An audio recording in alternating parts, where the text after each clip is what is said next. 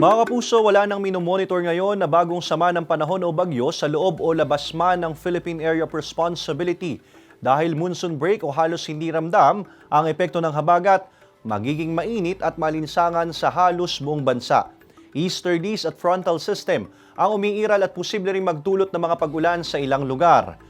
Ngayong Hunyo, isa o dalawang bagyo ang posibleng pumasok o mabuo sa Philippine Area of Responsibility ayon sa Pag-asa. Base sa climatological data, karaniwang tumatama ang bagyo sa may Bicol Region o Southern Luzon o di kaya ay sa eastern o northern portion ng Visayas.